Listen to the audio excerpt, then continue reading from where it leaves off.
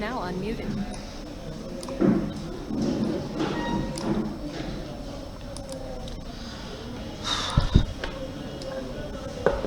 Good afternoon to all. Good afternoon, Dev, Anmol, Indranil.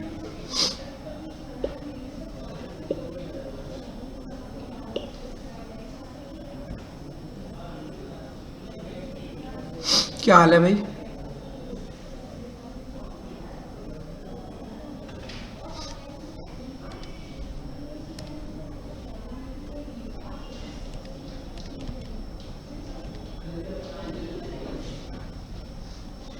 क्या हो गया देव?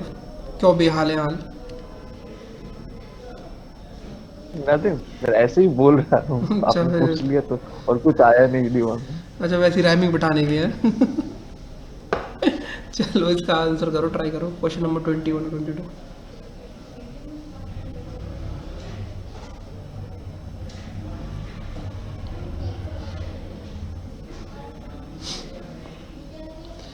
Indranil, all good?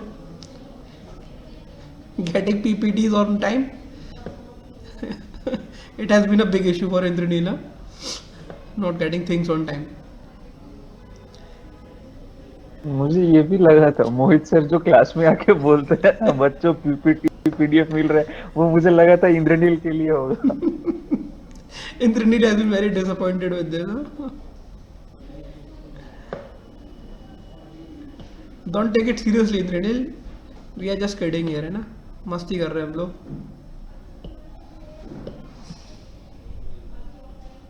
Good. Just relax and solve the question. We are with you, bhai. Okay. Dev is your bhai and he is with you. मस्ती import and okay. चलो. Important है.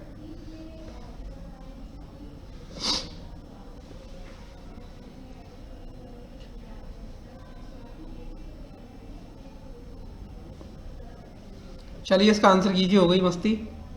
Yashika, Rohan sir question तो दिखाइए. Question देख लीजिए. Which of the following weights correctly represent the possible weight of n?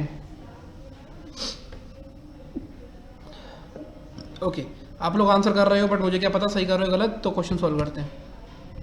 ठीक है. Okay. Each of the 6 friends M N O P Q and R has a different weight. O is heavier than Q but lighter than R. N is lighter than only M. इसका मतलब क्या है? N सिर्फ एक ही जने से हल्का है, that is M.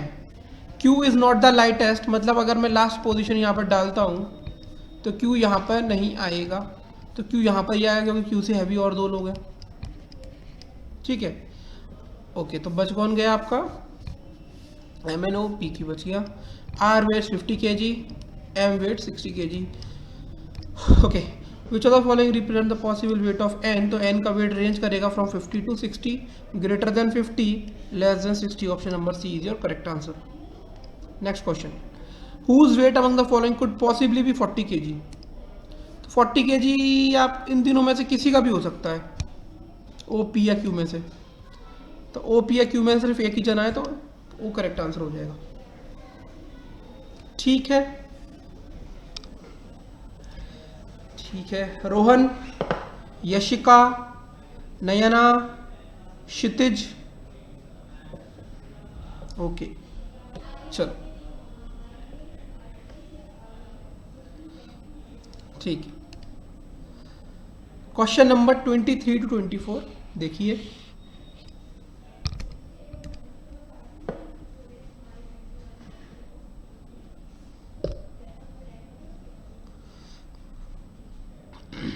Next week हम लोग स्टार्ट करेंगे पजल.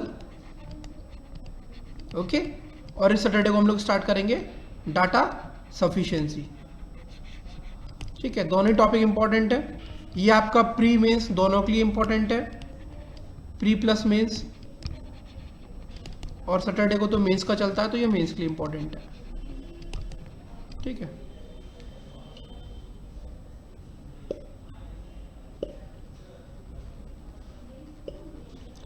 दोनों है, एसएससी में नहीं है.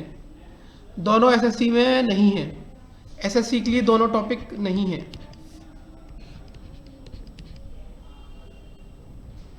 ठीक है इंद्रनील।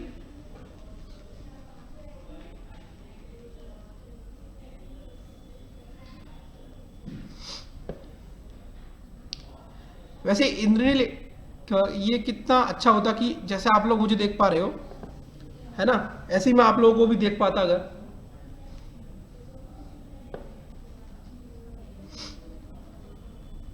ओके, ऑप्शन है, चलो कोई बात नहीं। तो कभी यार अपने आप को भी दिखा दो, तो मुझे भी अच्छा लगेगा कि हाँ भाई ये इंद्रनील है, ये देव है। ठीक है, बाकी किसी आपका मन है। ठीक है। सर मैं मिस कर गया था, मैं सॉल्व कर रहा था, क्या बोला आपने? मैंने ऐसा कुछ इंपॉर्टेंट नहीं बोला, मैंने ये बोला कि कितना अच्छा होता कि अगर मैं भी आप लोगों को, जैसे आप मुझे देख पा रहे हो, मैं भी आपको देख पाता। ओह आप लोगों के भी दर्शन हो जाते। चलो, L M N O and P R different pillars, each of different length. Okay, oh great Indraneel. Very good यार, चलो बढ़िया बढ़िया। ठीक है, L M N O and P R different pillars, each of different length. ठीक है,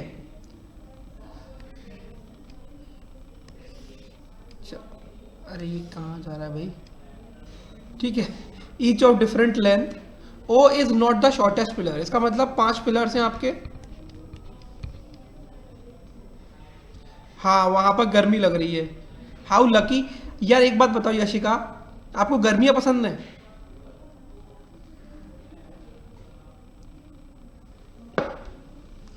हम्म।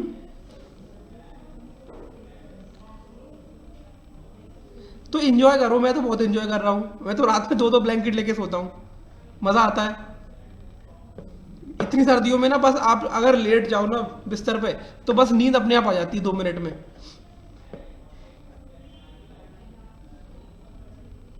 मुझे तो बहुत सर मजा आता आप है। शायद भूल गए हो, क्या? आप शायद भूल गए हो, एक डाउट्स क्लास था, हाँ। उस दिन आपको इतनी सर्दी हुई थी कि आपको, मतलब मेरा वाला जो काउंटिंग ट्रायंगल, वो आपने बोला कि अच्छा let this class with this till this, मैं ये हाँ। आपको ये करके भेजता हूँ। आपको जुकाम हो गया था उस दिन। हाँ, वो तो होता रहता है, बट ठीक है यार। गर्मियों में ना, गर्मियों तो मुझे बहुत बुरी लगती है, बहुत इरिटेशन होती है, लेकिन सर्दियों में मज़ा आता है। अब थोड़ा बहुत तो चलता है। ठीक है, चलो। O is not the shortest pillar, N is taller than only P. इसका मतलब क्या है? एन सिर्फ और सिर्फ किससे ज़्यादा बड़ा है? पी से ज़्यादा बड़ा है। तो यहाँ पे आ जाएगा N is taller than only P. इसका मतलब क्या है? अनमोल क्या कह रहे हो?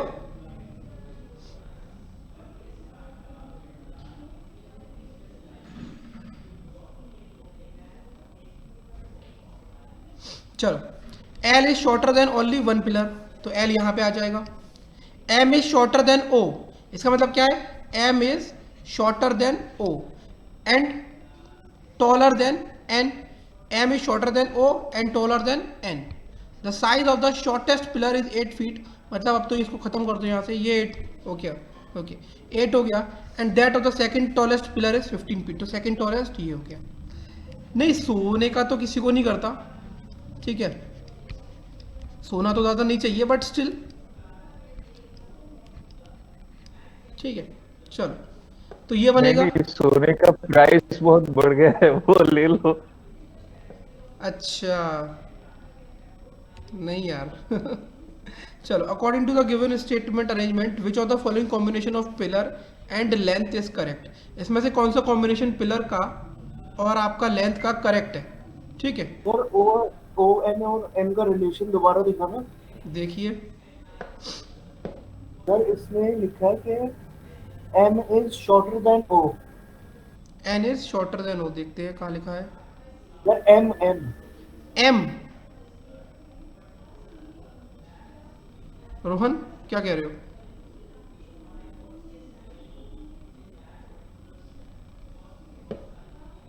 क्या हुआ रोहन?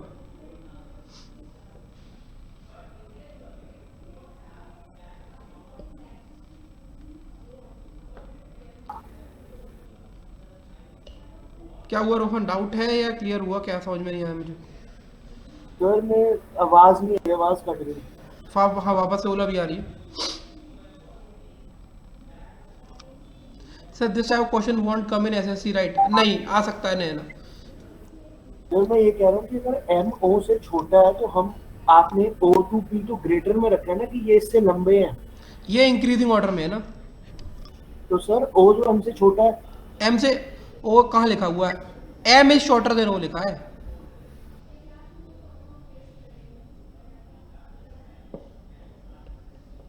कोई गड़बड़ है क्या इसमें? बताना एक बार सब लोग, करेक्ट बनाए। साइड में आके दिखाना मेरे को प्लीज इसमें। देखो यहाँ पे वापस से, ठीक है। R different pillars each of different length, O is not the shortest pillar. इसका मतलब क्या है? अगर मैं इसको इंक्रीजिंग ऑर्डर में अरेंज कर रहा हूँ इस तरीके से, ठीक है, तो ओ यहाँ पे नहीं आएगा। N is taller than only P, इसका मतलब क्या है? एन सिर्फ और सिर्फ एक ही पिलर से लंबा है, तो एन कहाँ पे आएगा? N is taller than only P, N किसी और से लंबा नहीं है, ठीक है। L is shorter than only one pillar, मतलब एल सिर्फ एक पिलर से ही छोटा है। M is shorter than O, तो अगर एम ओ से छोटा है तो यही कंडीशन बनेगी। एंड टॉलर देन एन, इसका मतलब क्या है? M is taller than N but shorter than O. The size of shortest pillar is 8 feet and that of the second tallest pillar is 15 feet। Clear हुआ रोहन? मैं N को भी ओ के comparison में ले लिया है। ओके, ठीक है। तो यहां पर करेक्ट आंसर क्या है? विच of the following combination of pillar and length is correct? L 17 feet, okay, तो यहां पर दिया ही हुआ है एल 15 feet, तो यही करेक्ट आंसर हो जाएगा। Next, which of the following pillar is the third tallest? तो थर्ड टॉलेस्ट पिलर कौन सा है आपका? यहां से देखो, first, second, third, M. Okay okay, question number 25 to 26 solve करो, ट्राई करो सर।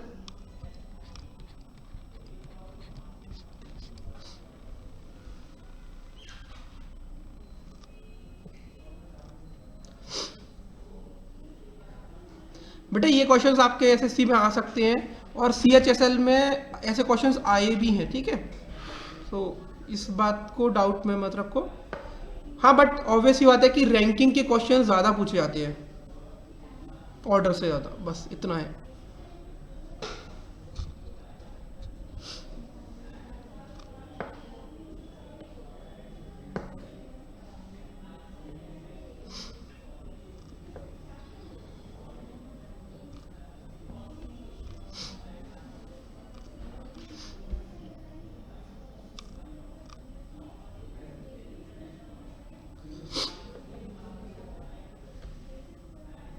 आप में से अगर किसी को मॉक टेस्ट 13 एसएससी वाले का अगर आपको एनालिसिस देखना है तो आप आज सुबह की मॉर्निंग क्लास देख सकते हो, रिकॉर्डेड देख लेना या फिर यूट्यूब पे देख लेना, ठीक है।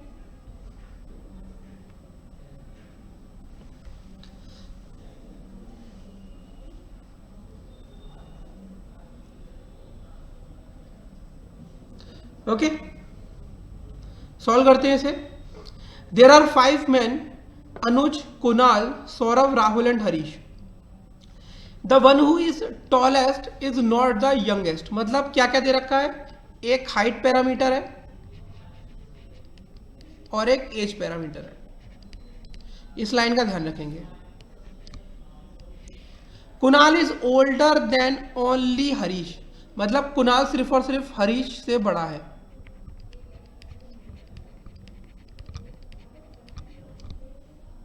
Saurav is older than Rahul.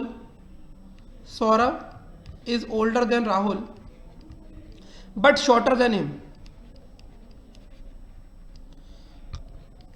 Only one person is taller than Rahul.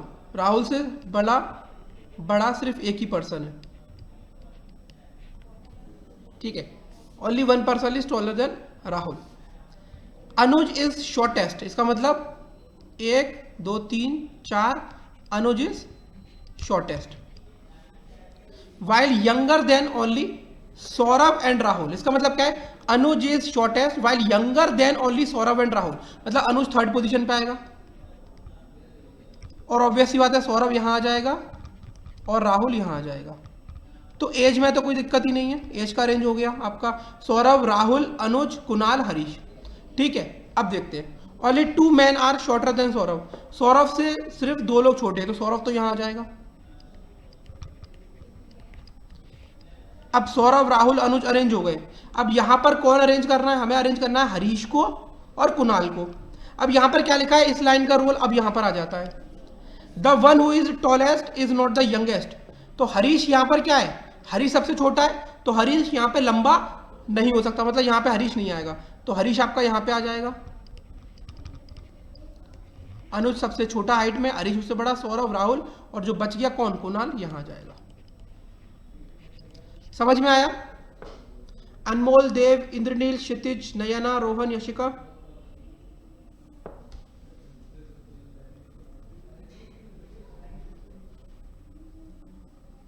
देव और रोहन, नॉट रियली सर, था क्या इसमें ऐसा? चलो देव इसको देखो एक बार, नहीं तो वापस से एक्सप्लेन करता हूं। इस लाइन का रोल ज्यादा था हाँ इसमें। सर। हाँ बोलो। सर मुझे बस कुछ 1 मिनट के जैसे वक्त दे दीजिए, मैं बस इसको देख लेता हूँ। I think I will get this. Okay go. Okay, 1 minute थोड़ा ज्यादा हो गया, 60 मुझे 50 seconds। सेकंड्स दीजिए फिर। Take your time. 50 सेकंड के लिए बनाया जाता है आपको देश का प्रधानमंत्री।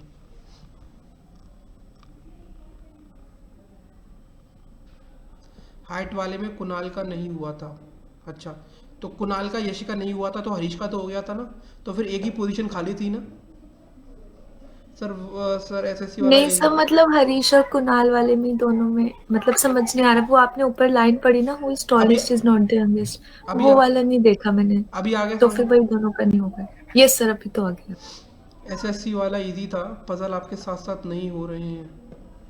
एसएससी वाले इजी थे, पजल आपके साथ साथ नहीं हो रहे हैं, हो जाएंगे इंद्रनील, थोड़ा सा प्रैक्टिस करो। अभी ये टॉपिक आज अगर कंप्लीट हो जाता है तो मैं आज अभी जाकर इसकी आपको रोमा मैम के अपनी आंखों के सामने विद माई ओन दृष्टिज मैं जाकर रोमा मैम को दोनों की दोनों अपने सामने ही फॉरवर्ड करवाऊंगा ग्रुप में, ठीक है? क्योंकि मैंने इसकी प्रिपेयर कर ली थी आपकी वर्कशीट पहले ही, तो मेरे पास है, ठीक है? चले आगे फिर। ओके चलो, तो क्वेश्चन तो देख लेते, क्वेश्चन देखा ही नहीं हमने। विच of the following man is third tallest of the 5? तो इस पांचों में से थर्ड टॉलेस्ट कौन है? तो सौरभ है ना। Next, who among the following man is tallest? सबसे टॉल कौन सा है इसमें से? कुणाल, ठीक है? चलो, कौन सौरभ की होगा, हरीश होगा ना, कौन भाई, कौन कौन कौन? तीसरा सबसे लंबा। Who among the following man is tallest? क्या ये वाला question? Which of the following man is third tallest of the 5? तो थर्ड टॉलेस्ट कुणाल, राहुल, सौरभ ही तो होगा। हरीश तो चौथी पोजीशन पे है ना।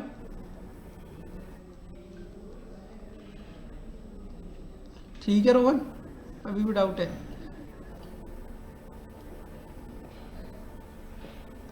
समस्या लग रही, खड़ी हो गई लगता है कहीं।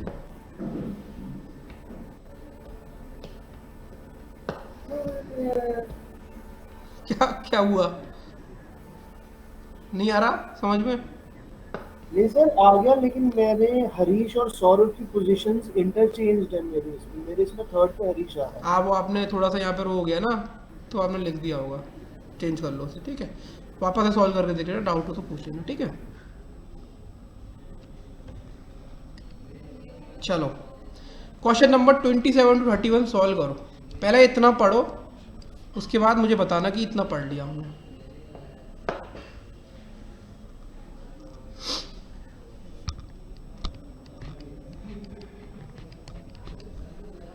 दो मिनट देता हूँ, है ना? 2 मिनट काफ़ी रहेंगे मेरे हिसाब से।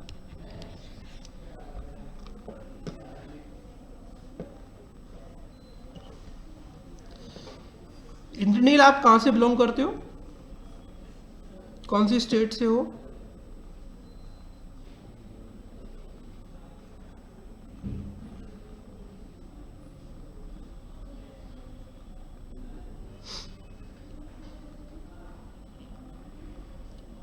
बुर्दवान, अच्छा वेस्ट बंगाल से हो, बुर्दवान। मैंने वो तो सुना नहीं आगे का, हाँ बस वेस्ट बंगाल सुना है। चलो चलो ठीक है, क्योंकि हमारी कोलकाता में, ठीक है? ओके, और देव आप कहाँ से हो?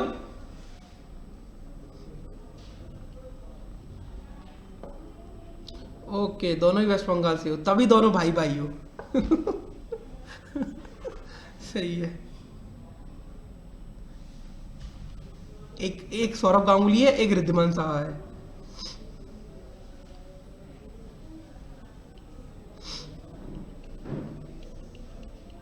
मैं आपको डिस्टर्ब कर रहा हूँ, आप लोग क्वेश्चन कर रहे हो। शे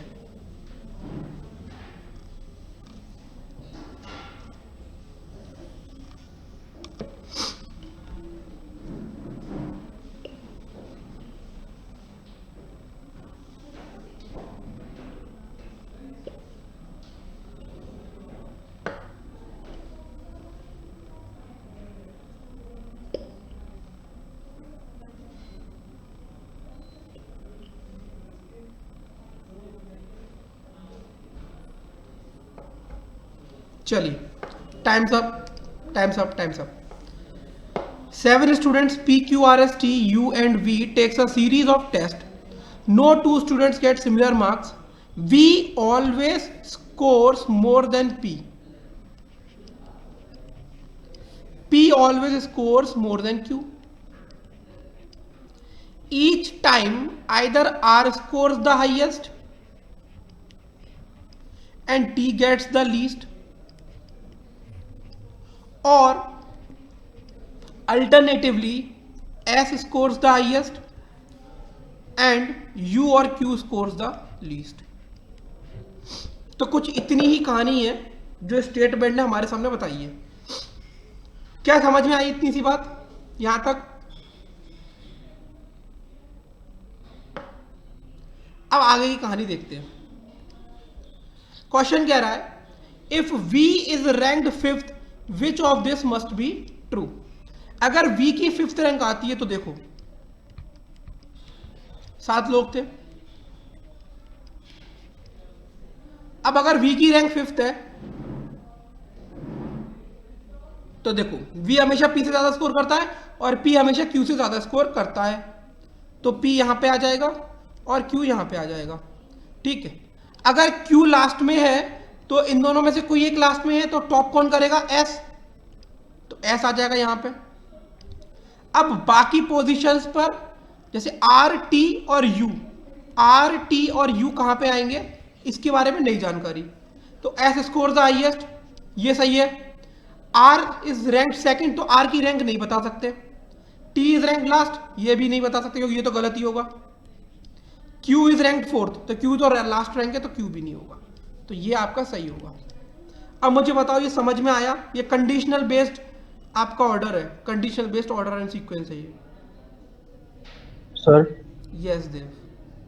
सर यहाँ पे ये बोला है कि P always score more than Q, पर इसका मतलब ये तो नहीं कि P और Q के बीच कोई नहीं आ सकता। हाँ, तो कोई आ नहीं सकता तो उससे आपको मतलब क्या है? अगर आपकी V की रैंक 5th है तो 5th के बाद कितने लोग आएंगे? 2 ही लोग तो आएंगे, कहीं और तो कोई कंडीशन ही नहीं बची ना। आपको कंसेक्यूटिव का तो तब सोचना जब सीट हो वहां पे, यहाँ पे सीट ही नहीं है। ओके ओके, हाँ समझिए आपकी बात, लेकिन आपको ये भी देखना होगा ना कि कंसेक्यूटिव रखने की आप सोच रहे हो तो उसमें सीट भी तो अवेलेबल होनी चाहिए। ठीक है, तो इसमें सिर्फ एक ही स्टेटमेंट ट्रू हो सकता है, वो आपका पहला वाला। ठीक है, next question. If R gets the most, मतलब R अगर टॉप कर रहा है, V should not be ranked lower than, V की रैंक किससे कम नहीं हो सकती। अगर R टॉप कर रहा है तो लास्ट में कौन आएगा? T। ठीक है, अब देखो आपको पता है V scores more than P और P scores more than Q, तो आप V को यहां प्लेस नहीं कर सकते, आप V को यहां प्लेस नहीं कर सकते, आप V को यहां प्लेस कर सकते हो क्योंकि एटलीस्ट इन दोनों की जगह तो चाहिए आपको इसके बाद, तो यहां पे और यहां पे भी प्लेस हो सकता है। तो V की rank 1st, 2nd, 3rd, 4th से नीचे नहीं जा सकती। क्या समझ में आया? देव, इंद्रनील, रोहन, नयना, यशिका,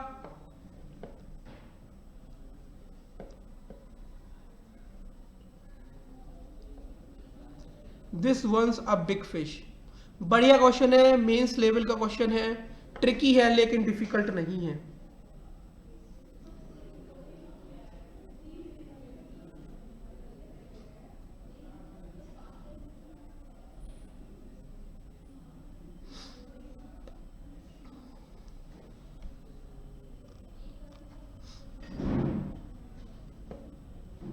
अंडरस्टूड सो फार, आगे भी अंडरस्टूड हो जाएगा। Next question, if S is ranked second which of the following can be true. अगर आप आर एस को सेकंड रैंक रख रहे हो तो देखते हैं क्या होगा।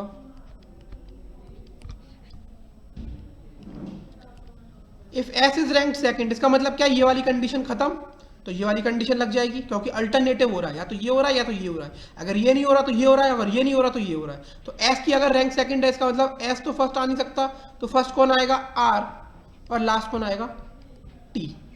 ठीक, बाकी वी, पी, क्यू और यू आपका कहीं भी हो सकता है। देखो, P gets more than R, गलत। V gets more than S, गलत। P gets more than S, गलत। U gets more than V, सही हो सकता है। समझ में आया?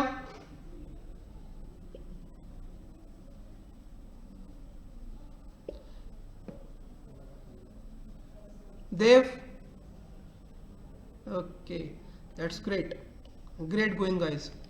Question number 30, if S is ranked 6th, Q is ranked 5th। करते हैं, 1 2 3 4 5 6 7। तो अगर S की रैंक 5th है तो कौन सी कंडीशन लग जाएगी यहां पर, S चला गया R और T, R first, T last. ठीक है, अब क्या हो सकता है, आपको एक और कंडीशन यहां पता है, कौन सी, VPQ,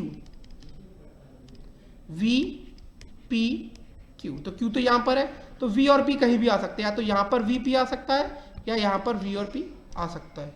ठीक है, देखते हैं, विच of the following can be true. V is ranked 5th और 4th, is that possible, is that possible. R is ranked 2nd or 3rd, P is ranked 2nd or 4th, P cannot be ranked 2nd, P can be ranked 4th but P cannot be ranked 2nd, U is ranked 3rd और 4th, तो ये बिल्कुल possible है। अब देव यहां पर आ जाती है कंसेक्यूटिव वाली बात, V को यहां पर रखते हो तो U को भी यहां रख सकते हो, P को भी यहां रख सकते हो। ठीक है देव,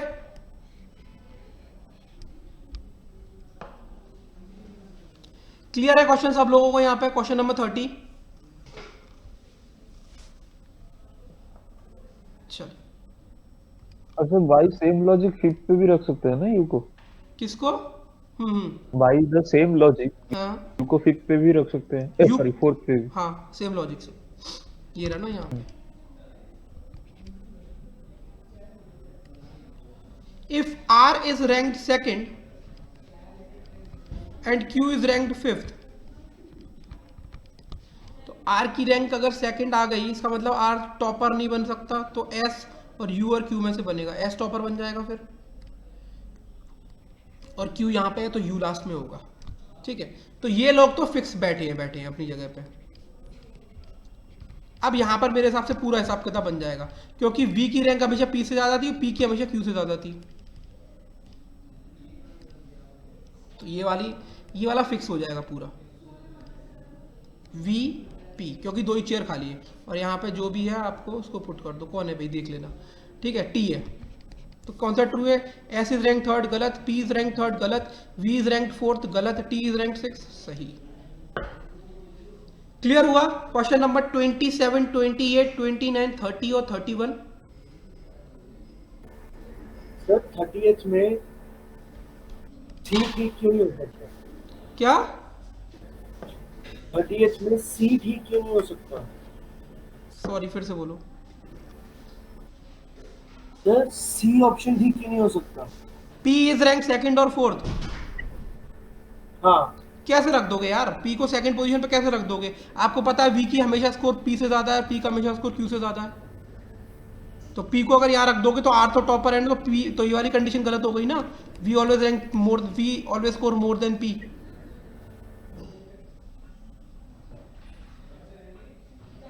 ठीक, चलो ठीक है, लास्ट क्वेश्चन आपका इसका ऑर्डर रैंकिंग का, और ये आपके लिए एक बाउंसर है।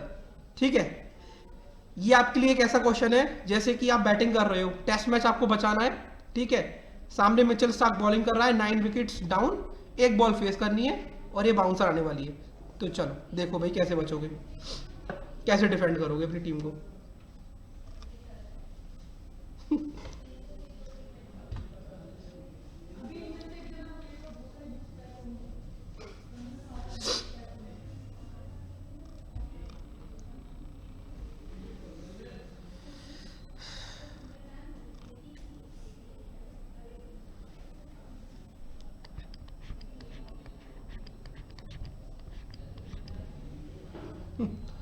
हाँ, आप स्कोर करोगे 0 run in 200 balls.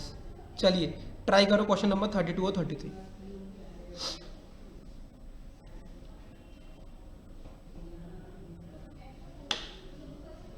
You are now muted.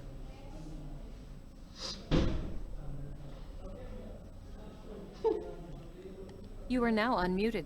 Indranil, अभी आपने ना, अभी आप ये आरसी बोल रहे हो ना, अभी आपने बैंक्स लेवल का पजल क्वेश्चन नहीं देखा। आप सो जाओगे थोड़ी देर के लिए, बोलोगे सर मैं थोड़ी देर नींद ले लूँ, वापस से रिज्यूम करूंगा।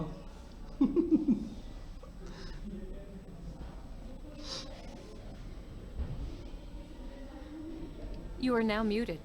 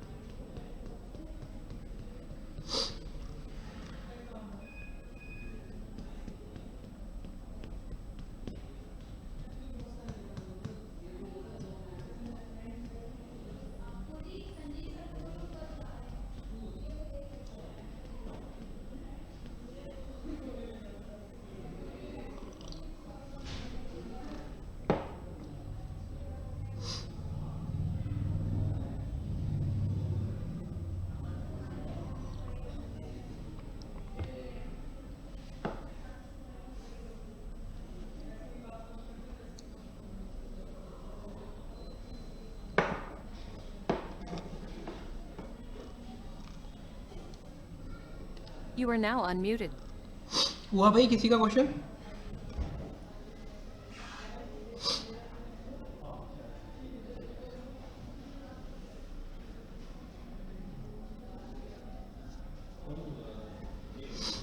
चलो ट्राई करते हैं, क्वेश्चन सॉल्व करेंगे, ठीक है। ओके स्टार्ट करते हैं।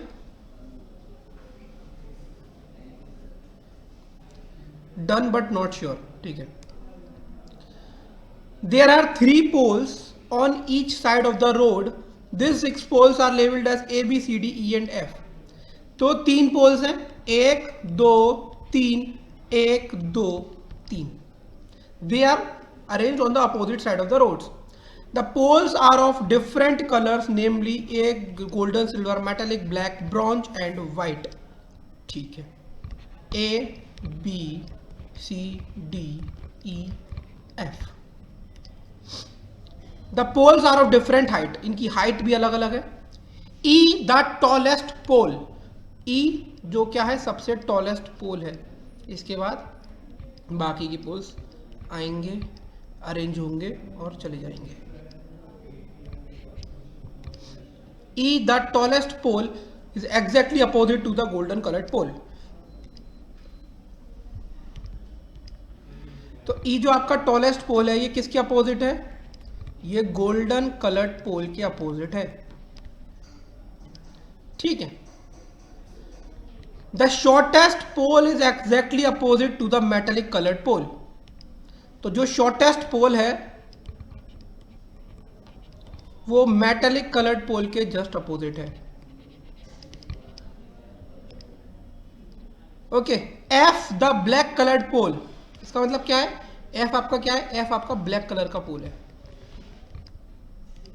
F the black coloured pole is located between A and D. अब देखो, एफ या तो आप यहां पे रख लो या एफ यहां पे रख लो। F is located between A and D.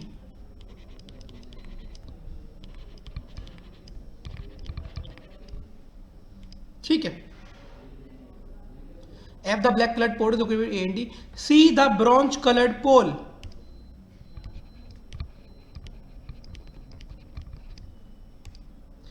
Is exactly opposite to A. तो अब यहां पर देखो, जहां पर भी सी होगा, ऐसे ए और डी, अगर यहां पर ए है तो यहां पर सी आ जाएगा, नहीं तो यहां पर सी आ जाएगा। तो आप इसको ऐसे लिख लो, सी इज अपोजिट टू ए। ठीक है,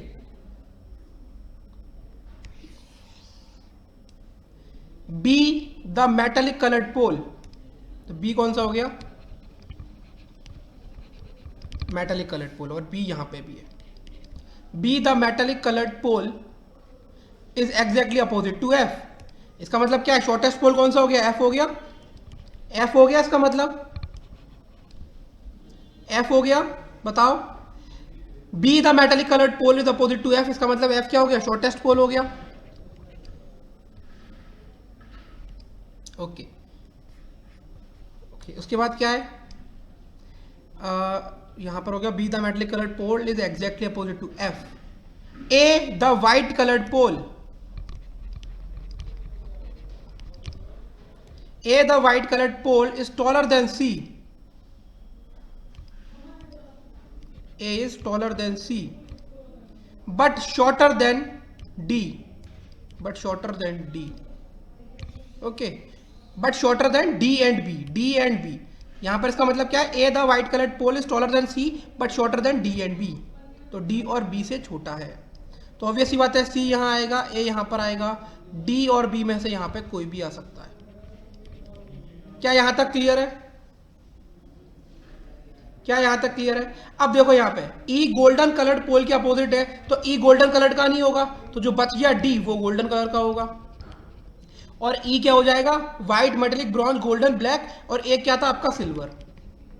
ई आपका सिल्वर हो जाएगा। ठीक है, अब शॉर्ट के एफ के बगल में ये है, और देखो यहाँ पे C is opposite to A. ठीक है, और E is opposite to golden coloured pole. इसका मतलब क्या? गोल्डन कलर्ड कौन सा है इसमें से? डी है। तो ई किसके अपोजिट है? डी के। तो देखो, आप यहां पर भी ए को अगर बिठाते हो और यहां पे अगर डी को बिठाते हो, ठीक है, तो देखो यहां पे कौन आ जाएगा? ई आ जाएगा। और उसके बाद यहां पर ए है अगर, तो यहां पे सी आ जाएगा। यहां पर कोई फर्क पड़ने वाला है? चाहे आप ए और सी को इधर लिख लो, देखो, चाहे आप इस वाली कंडीशन को फुलफिल कर लेते हैं, चाहे आप इस वाली कंडीशन को फुलफिल कर लेते हैं, कोई भी फर्क नहीं पड़ने वाला।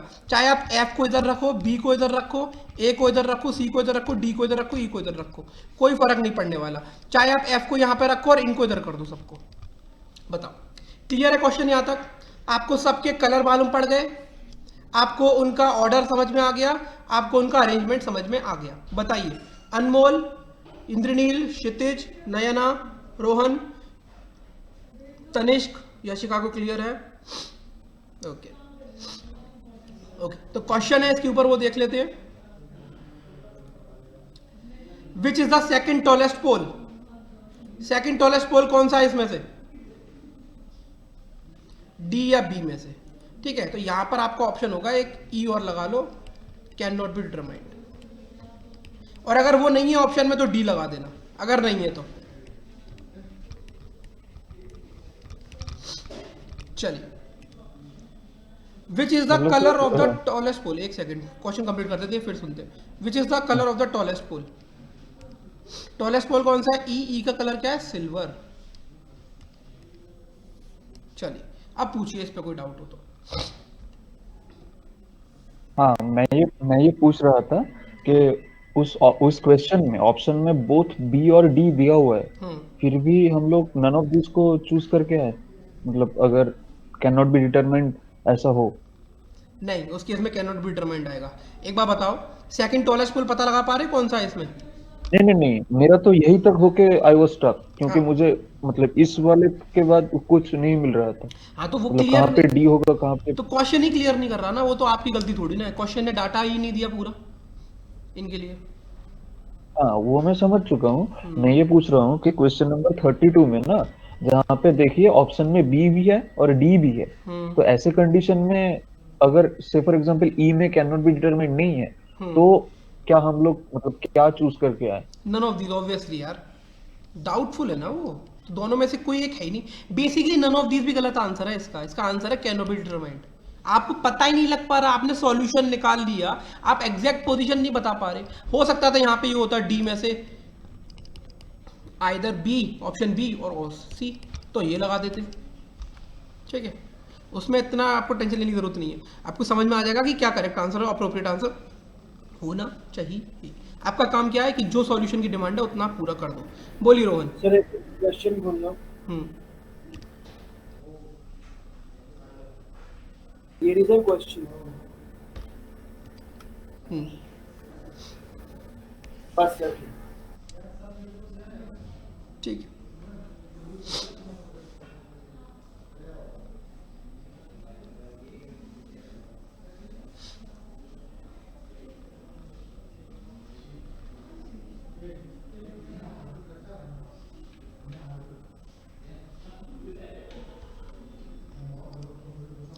It's nice to hit a bouncer for 6।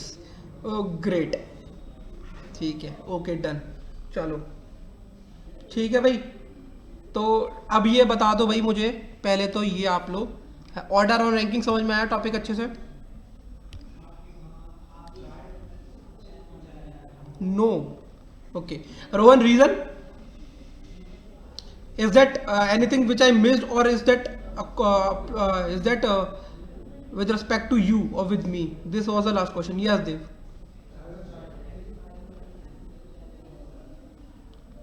ठीक है रोहन, बाकी डाउट्स कल आप लोगों की आप लोगों को अभी जो आपका रीजनिंग वाला जो ग्रुप है उसमें एक आपको अभी मैम ने मैसेज किया होगा, और वो मेरा ही था, मैंने ही मैम को बोला था सेंड करने को, कि आप लोगों के जो भी डाउट्स हैं अभी फॉरवर्ड कर दो, मैं सारे अभी डाउट्स देखूंगा और प्रेजेंटेशन प्रिपेयर करके कल डाउट क्लास है आपकी 2 से 3 या 1 से 2, आई एग्जैक्टली डोंट नो, 2 से 3 है शायद, ठीक है। तो लास्ट टाइम कब तक है, मतलब कब तक लास्ट टाइम तक आप लेंगे डाउट?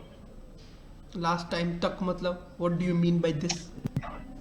मतलब मैं ये पूछ रहा हूँ, कल आप तो 2 से 3 में डाउट सेशन करवाएंगे, ठीक है, तो मैं कब तक आपको भेज सकता हूँ, मतलब कब आप पीपीटी बनाने के लिए बैठेंगे, क्योंकि मैं तब तक कुछ कर लूंगा। भेज दो 11-12 बजे तक, कल 11-12 बजे तक भेज दो, 11 बजे तक, चल कल सुबह 11 बजे तक। कल दोपहर 11 बजे, 11 बजे ना, आज के नहीं, रात कल दोपहर नहीं, रात के यार, कल सुबह 11 बजे तक। सर पर मैम ने तो सैटरडे को बोला था डाउट सेशन। ऑलरेडी मेरे पास 28 डाउट आ चुके हैं आप लोगों के, तो वो डाउट सेशन एक्सटेंड करना पड़ जाएगा। if the doubts are not completed by tomorrow, I will extend the doubt class on Saturday। Okay sir. पहले कर दिए थे, फिर से करने हैं पुराने वाले भी, एक बार कर दो इंद्रनील। बाकी मैंने आप लोगों के डाउट्स बेसिकली 29 दिसंबर से पिक किए थे अब तक, ठीक है, बाकी कर दो एक बार, मैं देख लूँगा। Naina, how many topics are left? आप इसी बैच में से हो, तो बेसिकली जो आपके टॉपिक्स जहाँ तक मुझे पता है, एक तो आपका रह गया है पजल, उसके बाद मशीन इनपुट आउटपुट, उसके बाद अल्फा न्यूमेरिक सीरीज, ठीक है, और बाकी जो मेंस के टॉपिक है बैंकिंग के लिए वो सैटरडे को चल रहे हैं आप लोगों के लिए, जिसमें से पजल एक बड़ा टॉपिक है, ठीक है, और machine input output, alpha numeric series, SSC का तो जो भी टॉपिक्स थे वो आई थिंक अब कंप्लीट ही हो चुके हैं, और जो आप लोगों के टॉपिक्स रिमेनिंग है वो जब अभी वापस से स्टार्ट होगी क्लास, इवनिंग आपकी 2 से 3 जो चल रही थी क्लास, वो जब स्टार्ट होगी तब वहाँ पर एसएससी के टॉपिक शुरू हो जाएंगे। ये सिर्फ और सिर्फ उन्हीं के लिए स्टेटमेंट है जो बैंक की प्रिपरेशन कर रहे थे।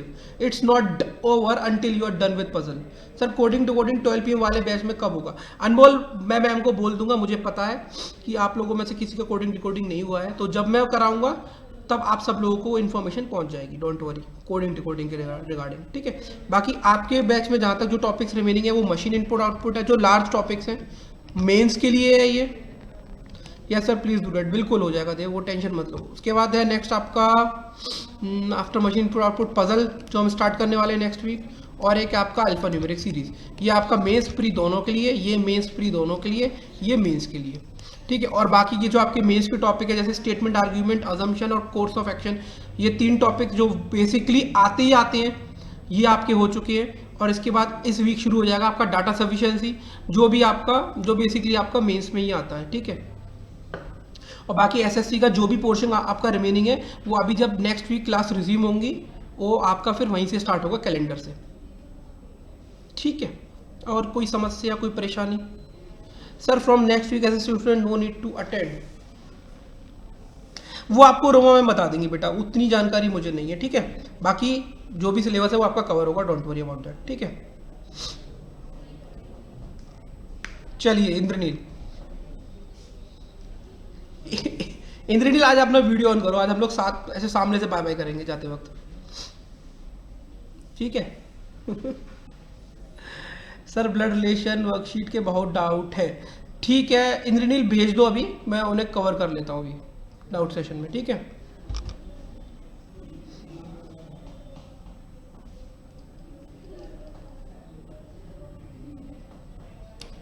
चलिए फिर बाय बाय, टेक केयर, ठीक है, मिलते हैं कल डाउट सेशन में, ओके चलो, okay sir, okay bye. You are now muted.